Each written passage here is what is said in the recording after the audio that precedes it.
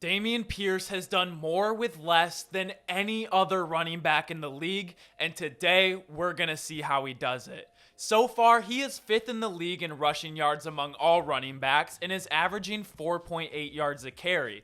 This only puts him behind people like Nick Chubb, Saquon Barkley, Josh Jacobs, and Miles Sanders.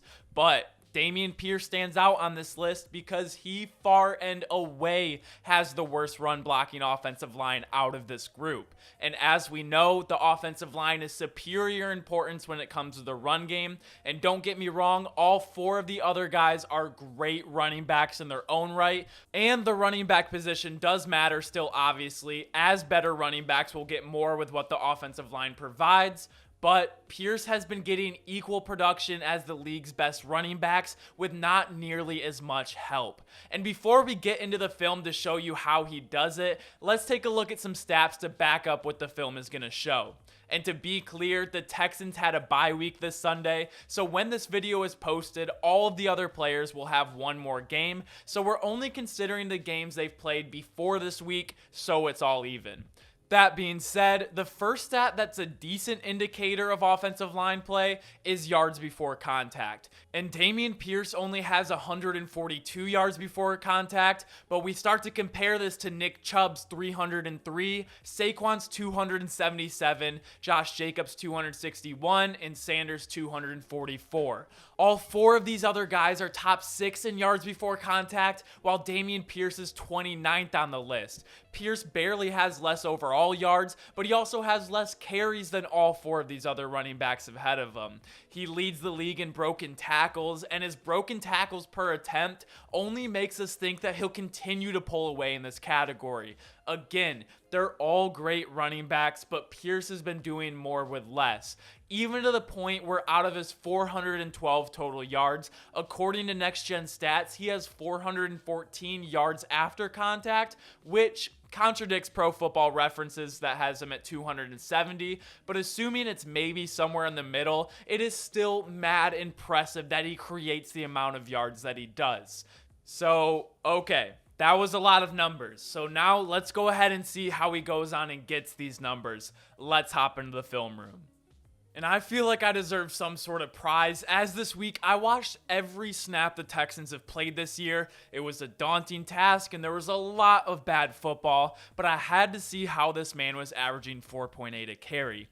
And it's plays like these, because so often there's just nowhere to run, but I call this segment Evade and Explode, because so often runs look exactly like this, where he gets the ball and there's just going to be nowhere to go with the ball. He's at the line of scrimmage. This is a free rusher coming in. This is a free rusher. The double team can't get off, and this defensive lineman is just about a half a second away from winning this, getting 3 rushers in the hole. And as I was watching his tape, it just blew me away how many plays looked exactly like this, where the hole just gets clogged up and he evades 2 to 3 people and then explodes up the field for a massive gain.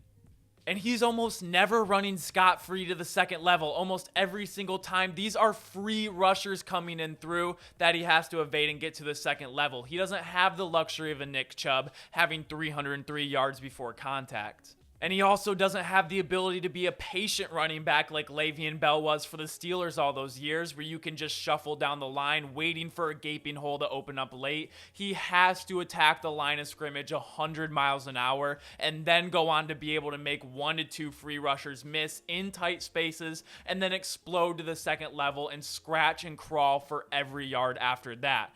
It's really daunting. A lot of times he does get swallowed up in the backfield, but out of all 412 rushing yards he has so far, he really earns every single one of them. And the next part of the film we're going to look at, we're going to call spin to win, because Dameon Pierce has one of the nastiest spin moves in all of the NFL, and he uses it for a lot of different reasons. The first one being, if he reads the hole wrong, he can use it to get right back on track, and just in a few steps is all the way back to full speed, making his way up the field. We'll see him use it when he does get to the second level to avoid these direct shots to be able to fall forward for extra yards. And we'll even see him utilize it out in space to make defenders miss altogether when he has them one-on-one. It's like he has the triangle button and he's just mashing it, but it seems to just always work, whether it's on the outside or like we see here on the inside, just making people miss. The spin move isn't super commonly used because it leaves yourself susceptible to some blindsided shots, but I haven't really seen him take any this year. He always seems to know when to use it, but a lot of the times it's like this where it's just good contact balance, having great proprioception, knowing where you're at, and he's always able to take these hits, spin, pirouette around, being able to fall forward for an extra few yards when they're so hard to come by at times. And the next part of his game that I absolutely fell in love with, that isn't even a running trait, but is super important to a running back success, that will make coaches absolutely fall in love with you and have all the trust in the world to keep you on the field, and that is picking up in pass protection. So as the Bears are going to run this stunt where they're going to wash these two down, trying to take the eyes of the guard in the center as this outside linebacker loops around, they're going to bring a safety blitz and he is going to come unblocked. And if you want your coach, your offensive line, but most importantly, your quarterback to trust you, you go ahead and make plays like this where you're not chipping anyone, you're taking them head on and you're chunking them, getting Davis Mills just enough time to make a terrible pass down the sideline. And just how in the run game, linebackers scrape down the line of scrimmage trying to find a hole to pick up the running back, that's exactly what Dameon Pierce has to do on the other side. He's looking for a free rusher coming in. He's going to scrape down, seeing where this linebacker is going to come through, and be able to come up and give Davis Mills just enough time to make another beautiful throw down the field. And as I watched every single Texan snap, this was a reoccurring theme over and over. He always seemed to know where to be in pass protection, and this is how Lovie Smith is going to absolutely trust him to keep him on. And this is why just after one game, he was put in the starting lineup and is now more seen as the bell cow back. Rex Burkhead still comes in on the third down because the thing he does struggle with is dropping some passes, but as he continues to develop that, I think he could be a legitimate 3-down back if he's able to run the way he has and be able to be this effective in pass pro.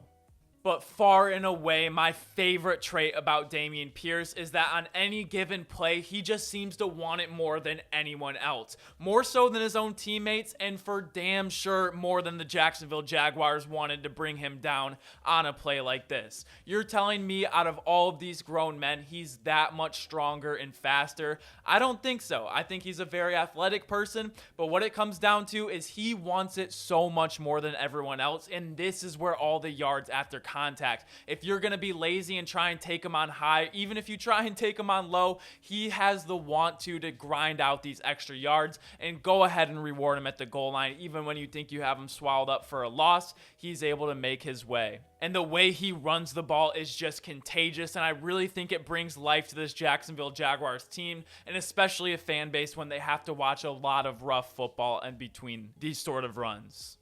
And I know we really haven't painted the Texans' offensive line in a good light at all in this video, but that's not to say they haven't given him some good holes or lanes to run through at all during the season so far. But one thing I have noticed during the film is they do have a lot more success creating lanes for Dameon Pierce.